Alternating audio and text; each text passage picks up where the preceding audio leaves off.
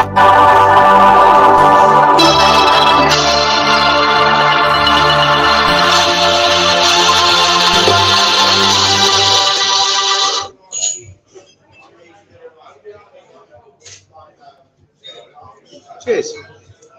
Well, we've just come back from the Kuflink Stadium.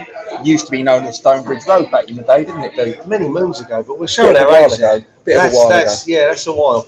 Yeah, I can't say I'm happy to announce that that's how we know that stadium. I'm not going to lie to you, mate. Yeah, but it finished. West Ham's under-21s went down by a scoreline of 2-1. Under 23s. 23s. Yeah.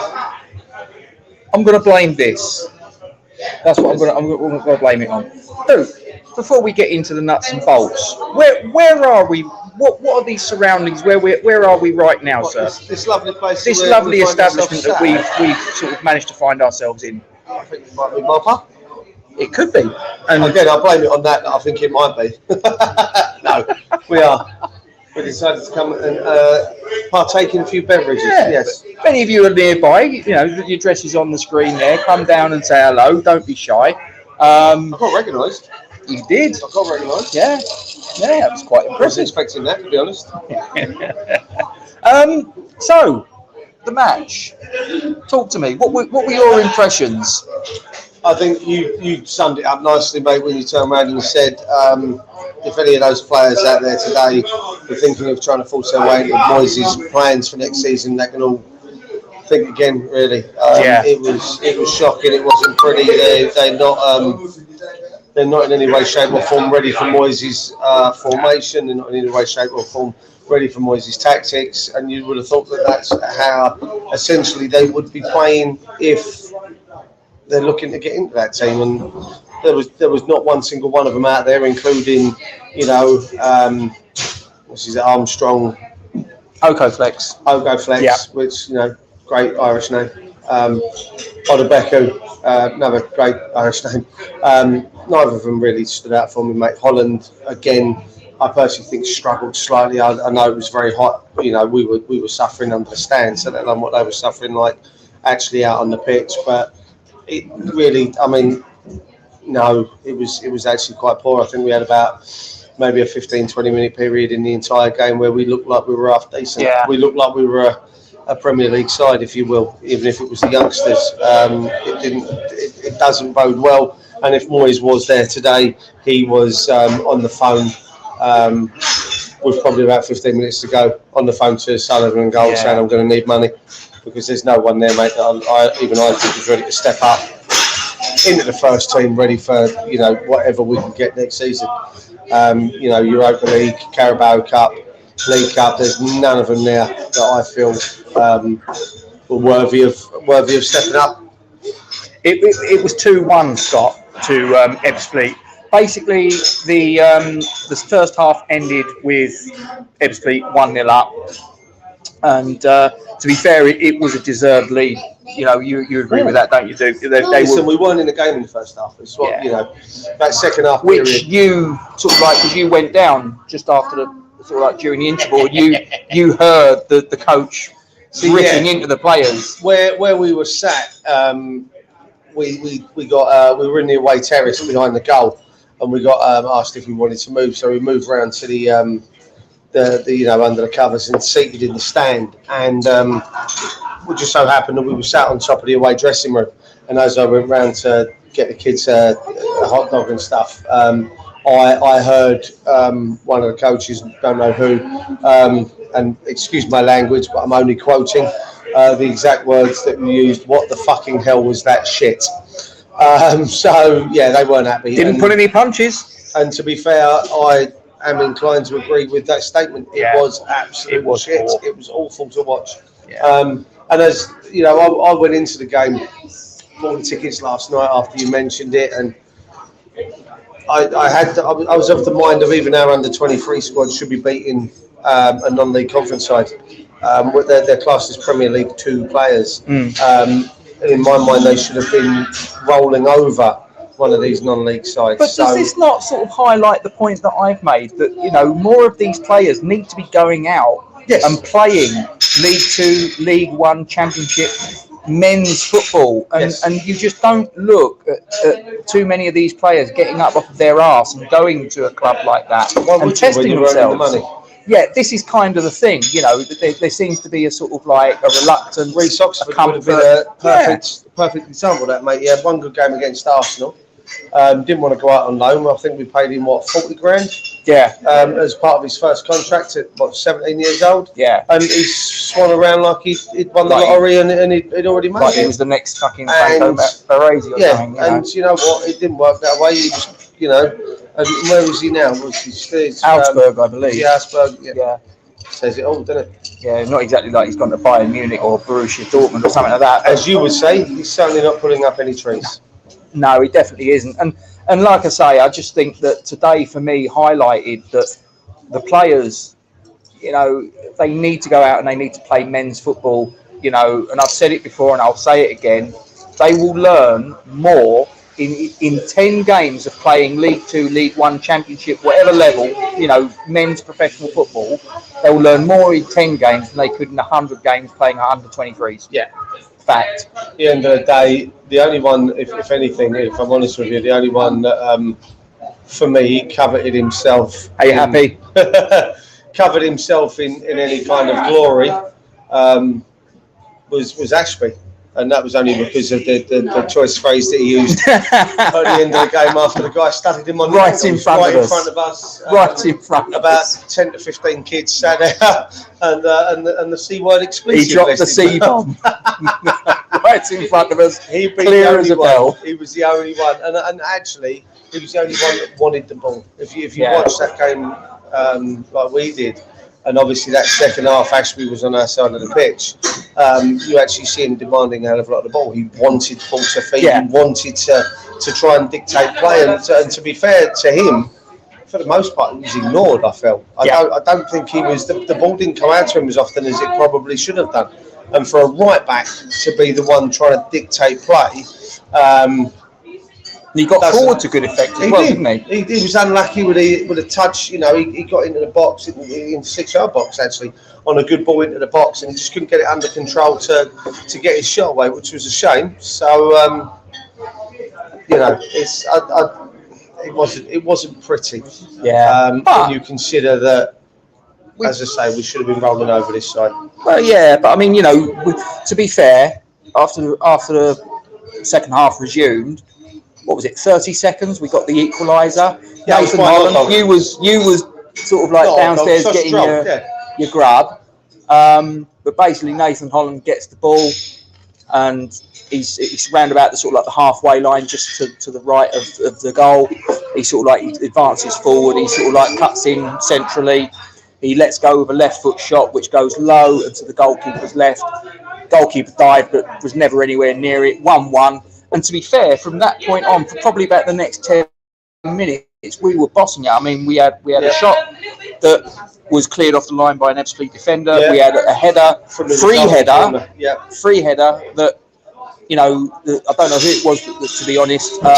And this was the thing, just to give everybody a little bit of context. You know, we turned up to the ground and the organisation wasn't exactly sort of like tip top, because when they announced the teams, that was like, well, we don't know who's starting, guys, but here's the squad, and they just gave a raft of players' names, and you know, obviously certain players we could pick out and go, oh well, that's Harrison Ashby and that's Odebeko and but there was quite a few other players that we were looking at and going, I don't know who that is.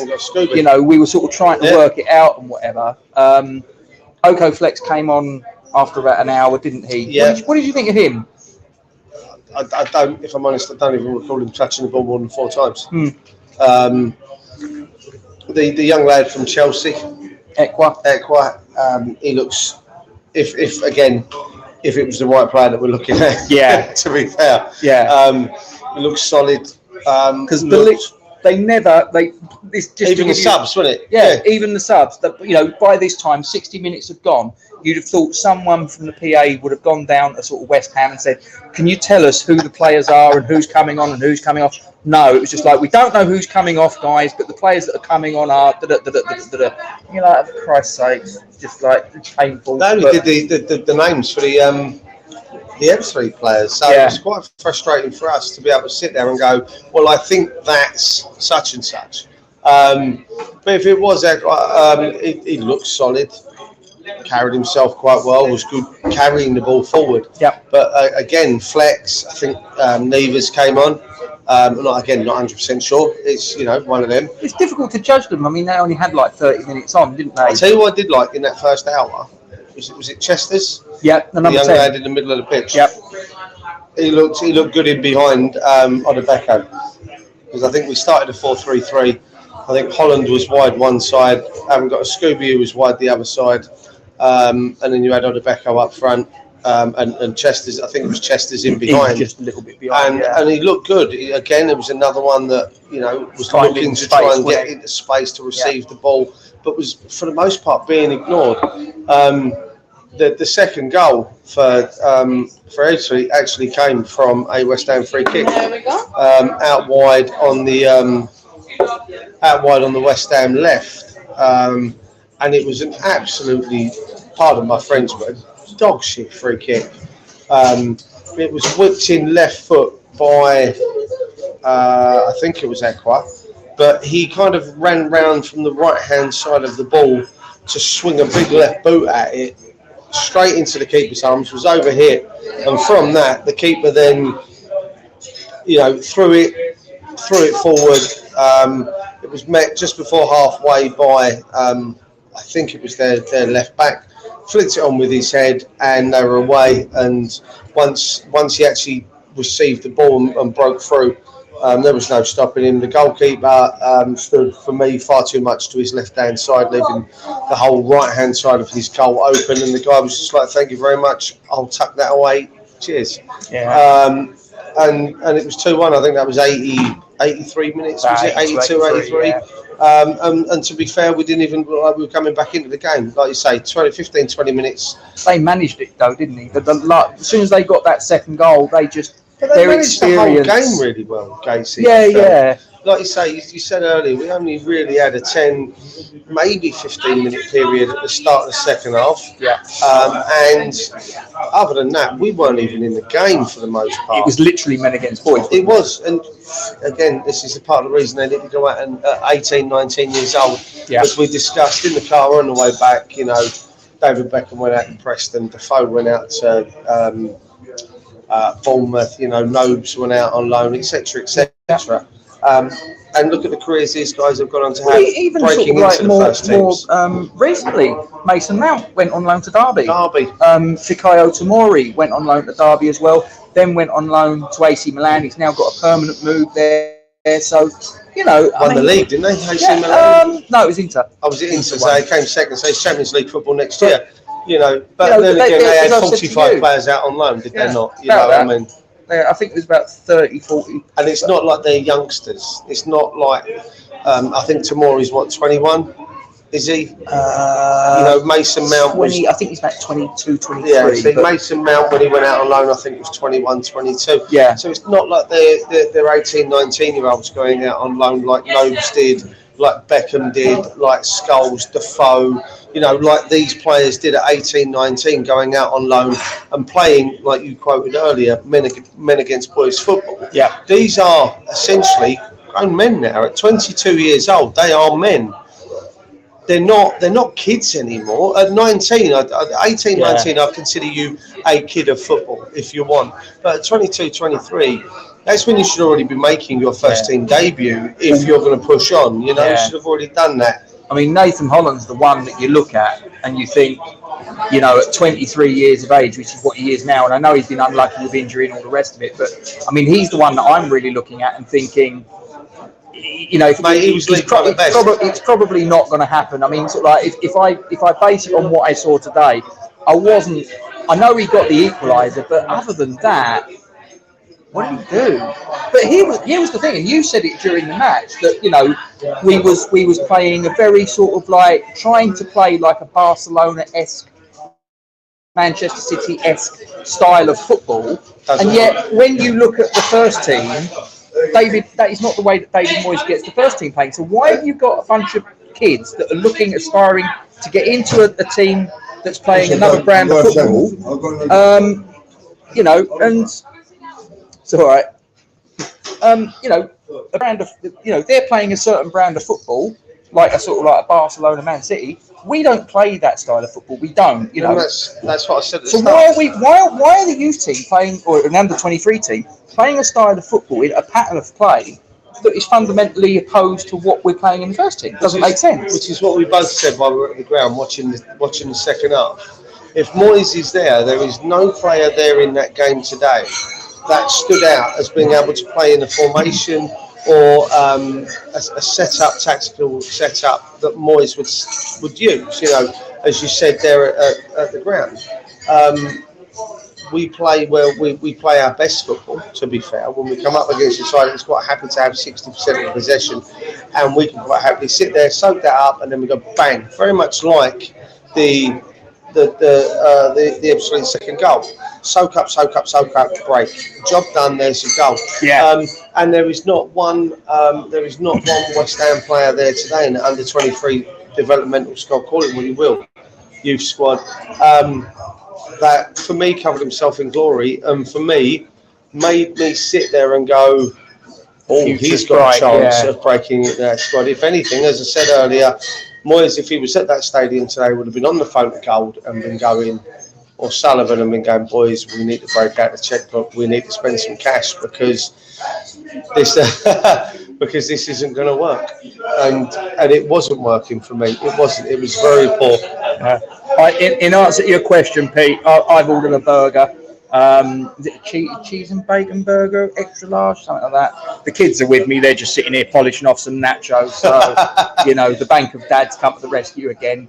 But no, I mean, some of the players, I think it's probably difficult to judge them. Like I say, the guys that came on with 30 minutes left, you can't really judge them so much. So sort of like the likes of Oko-Flex, the likes of Ekwa, you know, players like that came on. But then you say but there was no one that really sort of like, in whatever time they had on the pitch, whether it was 30 minutes, 60 minutes, 90 minutes, you know, that really sort of like grabbed that game by the scruff of the neck and tried to sort of like at least make an impression. And, you know, because I'm fairly sure, because the first team weren't playing today. Okay, so David Moyes is known to be someone that's quite interested in the youth teams, like the 18s, the 23s and all that. So I don't think it's unreasonable to surmise that David Moyes is there today. Well, if I'm honest with you, from what I just watched, and I did a quick video with Peach earlier today, and we were talking about Paul Newman. Oh, the Man City guy. Head of recruitment. Right? Yeah. And his specialist subject, if he was to do mastermind, would be players under 23 and under. That's his specialist. That was his thing at Man City. Every single one of those players that were there today at that stadium need to know that their position is in jeopardy at West Ham United. There is no two ways about it. If Newman does what I believe he can do, and I was talking to the gentleman just stood over there this morning, very upset that Lucas Nemecha has gone to Wolfsburg for £11 million this morning. Now, if you remember the message I sent you when you were doing your streams of You're the Manager, Nemecha was one of mine on my list. It was for 10 million quid. The lad has one of the best futures. I think he's a German international. I think he's a young lad that was playing up front for Germany in the under 21 Euros this season. And I'm telling you now, he will score a bag full of goals for Wolfsburg in Germany. So I'm kind of hoping that we've kind of learned our lesson and we use Newman to the best of his ability. I know he can't do anything until this transfer window is closed. But if I was Mr. Moyes Jr., I'd go to fancy going out for a beer. And, you know, if accidentally names are mentioned whilst a few beverages are being partaken of, and Newman goes, "Oh, I tell you what, this is young lad of City," and the name slips, knowing that City are trying to trim a wage bill down, then why are we not? You know, do you see what I mean? Like every player at that stadium today isn't fit to be in our first team. Oh, I'm sorry, no. not by a long shot. They are a hell of a long way off. On the basis of today, Yeah. I mean, you know, Hell of a long way off. You know, I'm cautious to turn around and say, look, it was only one game. But if we're basing it on today, you didn't look at any player at any point, and when they're knocking on the door of David Moyes' You said it yourself. office. Holland is 23. Yeah. He should have done it already. Yeah, 100%. And I know he's been unlucky with injury, but... No disrespect to Nathan Holland. Why is he still in our Premier League 2 squad? Why have we not shipped him off and found someone else that's going to step in at 18 or 19 years old, ready to develop, i.e. a Lucas Demetra, who plays exactly the same sort of position as Nathan Holland in that front three. And we're developing someone that's going to either have a massive impact on our club or a huge sell-on value as and when we go further down the line, which was the reason I chose him in my squad. That £85 million has a massive sell-on ability, if you remember rightly. Even if they doubled their fee, my sell-on value was about 165, 170 million quid. Seen this one from Pete. David Moyes is scared first teamers will get injured in training and friendlies, as are struggling to get any first team ready players in. Diop to be turned into a striker at this rate. Listen, we all know my feelings on Diop and where he could be moved to. Well, there's talk that Wolves are in for him. And again, it was mentioned on a stream with Pete earlier that Traore may well come the other way because Moyes would like to try and turn him into a striker. Now, I know from the conversations I think I had with you was that he's not the most prolific, is he? Let's be honest. Not yet, Pete. No, mate. So I'm thinking maybe, you know, he had great success, as Borat would say, great success with Arnautovic, and he's had, I'd say, great success with Antonio. Let's not mess around. You know, I wouldn't be against him. Again, I'd love him. The guy just walked past here. So we all know Messi's out of contract, right? And he's apparently agreed a 5-year deal at 34 years old, 33 years old. Yeah. With Barcelona to take a 50% pay cut, which would take his wages down to £332,000 a week. Take his wage down to what? Down to £332,000. How's he going to cope? Right, exactly. I feel so sorry for him. But if I was in Moyes' shoes right now, we know that Barcelona's first choice striker at the moment is a free transfer. Yeah. And they can't even afford to get him until they get £100 million worth of players off the books. Now, the money that they've saved from Messi's 332 grand a week. Yeah. Plus the Salah Junior Firpo to Leeds, plus whatever else is that they're doing. They're struggling to put a package together for Memphis Depay. Now, I'll be all over that like a rash, Gatesy. They've already signed him, though, haven't they? No, they can't. They've got a thing in place where they can. Done. No, because they need to offload players before they can buy, because they're already on the verge of breaching financial fair play, which is why they need to get £100 million from what I'm aware of. So that was your Ring doorbell. That's what that bell was. Was it? Yeah, you had movement. Sorry, Pete. Sorry, some Chris packet's just gone past my front door. So I try and put together a package for Memphis Depay where you say, right, is 100 grand a week, is X amount of goal bonus, is if we win a cup, is X amount of bonus. No, it's that bell. Oh, that's the doorbell. That's the doorbell for the food. That's not my. That might be my food. Yes. So my concern is we're losing ground on these teams. So Ryan Bertrand, player that West Ham were allegedly interested in, has signed for Leicester, wasn't it? Yeah. Patson Daka, a player that we were allegedly interested in, signed for Leicester for about 18 million quid plus add-ons. Yep. Junior Firpo. Oh, wait, there seems to be a connection here. Another player that West Ham were interested in has gone to Leeds. Yeah. Now, because Moyes took the job of going to the Championships as a technical advisor to UEFA, i.e. looking at new tactics, etc., etc. I've said that, Pete. Yeah, I have said that. I'll take Vaz Tay at the minute and Nicky Maynard. I think Jeff Hurst might be polishing up his boots. So we can't do any worse. Let's not lie. We're missing the boat unless he's been watching players while he's out there. if he's been watching players while he's out there, Schick, Hlosek, which Hlosek played really well across the front three. He played in all three positions across that front three while he was out there. So, but then you're looking that Man United might be interested. So if Man United, I'm not being funny, if Man U come in, his head's going to be turned. Of course. No disrespect to West Ham, but if United come in, they're a world-renowned club, aren't they? They can pay more money. They'll operate at a higher. Yeah. I'm a West Ham fan. I love West Ham and all the rest of it. But we're realists. We've got to be realistic. We can offer Europa League football. And that happens once every so many years. They can offer Champions League football pretty much every year. Season. Maybe Europa League. But that's what I said. Patson Daka went to Leicester. They're only in Europa League next year. They missed out on Champions League. Yeah. They're not really offering anything more playing wise than what we are. So what's the allure there? You see what I mean? It's not. They're there or thereabouts in that top 4, top 6 every season. I'm not saying they're not. Personally, I'll tell you what I think it is, right? I think last season aside, if you look at Leicester over the last 5 years and you look at West Ham over the last 5 years, all day long.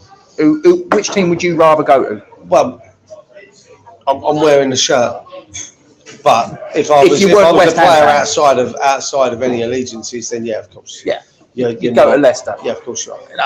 Like I say, as a West Ham fan, I'd go to West Ham. But if I wasn't a West Ham fan, if I was some, prospect from Germany or from the French leagues or somewhere like that, and it was a straight choice between West Ham and Leicester, and I looked over the two teams over the last 5 years, you'd have to say that you'd favour Leicester, with all due respect. That's, like I say, it's my opinion. Other people might disagree, but the facts are that players are bypassing us for teams like Leicester, who are not, on the base of last season, a million miles away from us. No. But if you look at what they've done over the last 5 years, based on the size of club, they shouldn't be, should they? We're bigger than them all day long. Shouldn't we? So it's frustrating. But I mean, listen. It was, as I said to you when we got back to the car, which was about 2.5 minutes from the stadium. Yeah. Oh, sorry, 2.5 minutes from our seat, not from the stadium. It was good to get a first game of football under our belt. Yeah. Albeit under 23 against the conference side, it was nice to get a first live game of under our belt, and it was nice to be back at watching football again live. To be fair, I've got to say, what we got there. The Seag's here to spin now. Our best transfer business was not selling rice. Here's what I think. Yeah, I wonder how much of our transfer business is being held up because of the Jesse Lingard. Is he? Isn't he? Is it going to be 30 million? Is it going to be 25? I've heard 25.1. If they want more than 20 million pound, the answer has to be thanks very much, but no thanks very much. He's got a year left on his contract. He's gone back to Manchester United. Sources close to the player, i.e. friends, have come out and said he'd rather stay at United. You know what? Thanks very much for your time. Thanks for your time, Jesse. It was a great 6 months. See you later on. Take care. We'll hold those memories. But you know what? I now want someone who wants to be wearing this shirt, wants to be playing for this badge. It's a bit more difficult these days because they play for the money more than the badge. But let's get someone who's going to do a job for us, and let's not worry about where Jesse's going to be. I kept saying it to Peach this morning. We need to move on from Jesse. Yeah. If he's not coming, he's not coming. Get over it. Move on. Definitely. It'll be hard to see him come back to the London Stadium next season with Manchester United if he actually plays. I can't see it. I can't see him being the player that they want him to be. I'm not being funny. He's not going to get a kick once they sign. He's just dropped down another. They already haven't they? It's all in principle now. Yeah. He's already now dropped down another notch on the belt because he's now going to be behind another player. Yep. Rashford's got to be looking over his shoulder as far as I'm concerned with the signing of Sancho because he can use his position as well. So, if I was in Jesse's shoes, I'd ask for that transfer. He knows he's loved by the West Ham fans. He could come back to us and become a cult hero at the London Stadium. That being said, if he doesn't want to, move on. Walk away from any potential deal. Away from any potential deal that is taking up far too much of our time. Yeah. Let's have a look at these youngsters. Let's have a look at Hlosek. Let's have a look at Seema. I know they're young, But at the end of the day, so was Jermaine Defoe once. And he went on to have an absolutely fantastic career. Started with, Charlton as a 15-year-old, came to us, went out on loan at Bournemouth, came back to us and was superb. We can't do. I don't think we could go wrong with Seema and Hlosek, if I'm honest with you.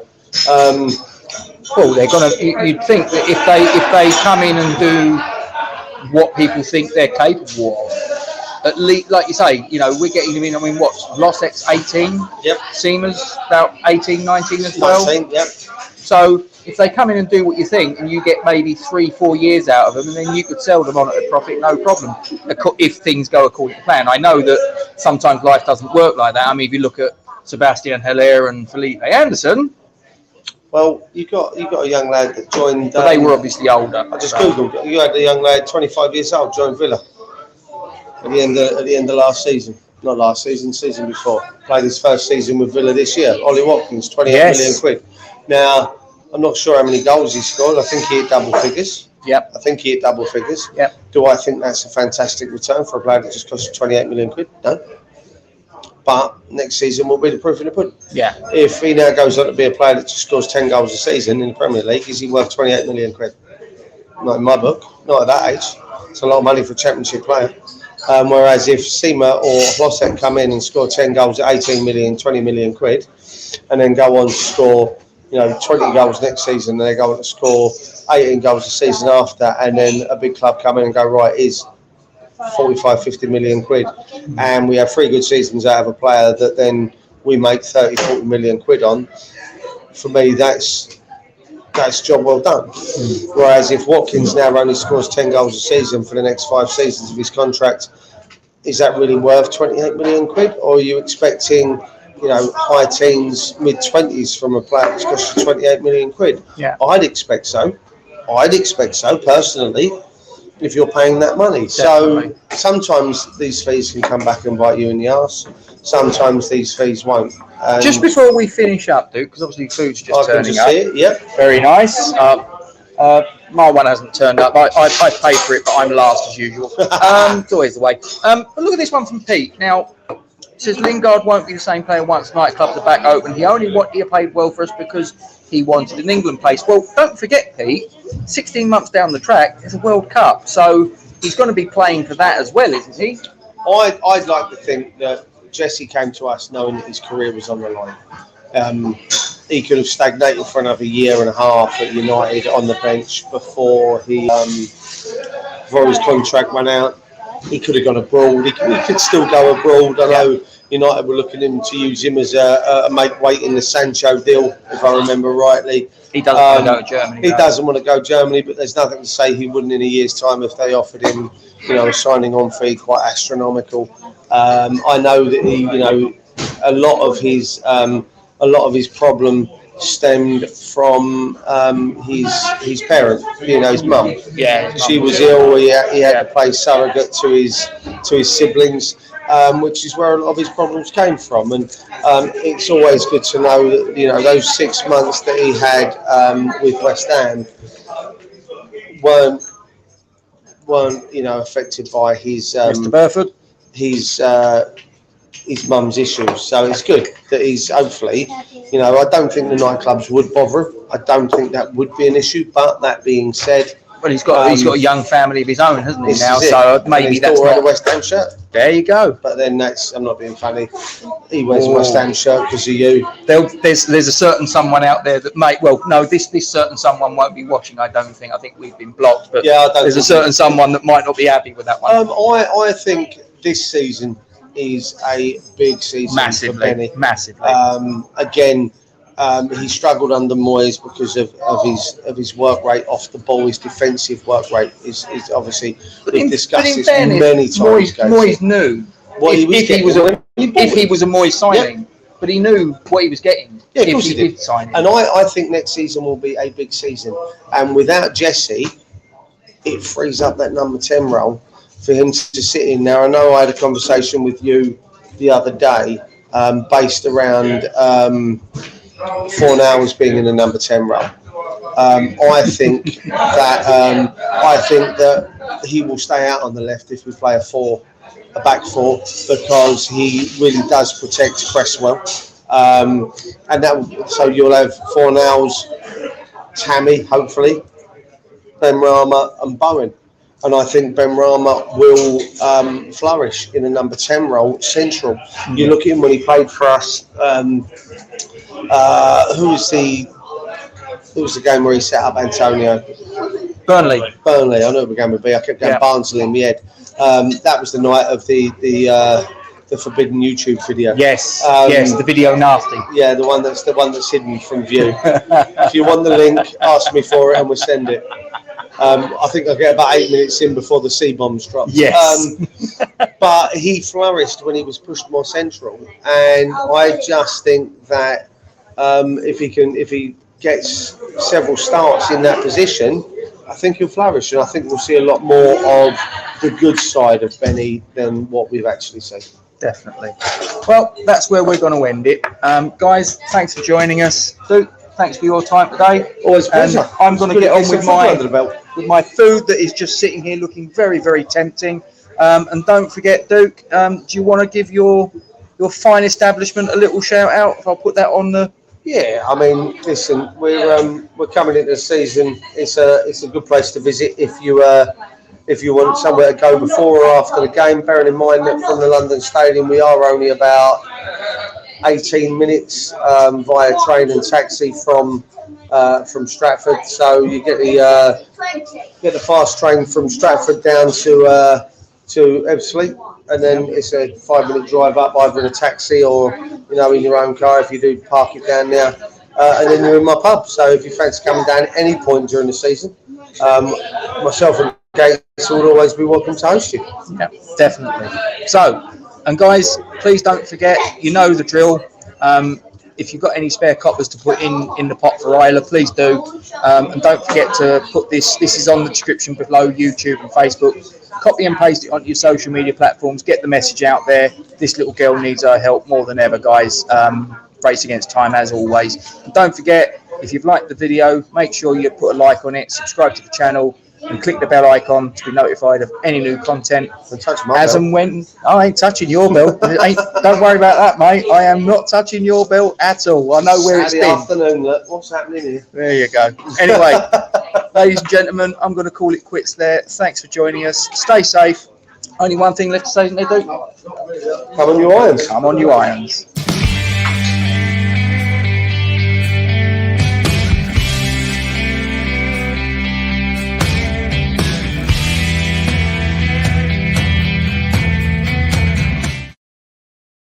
Logan.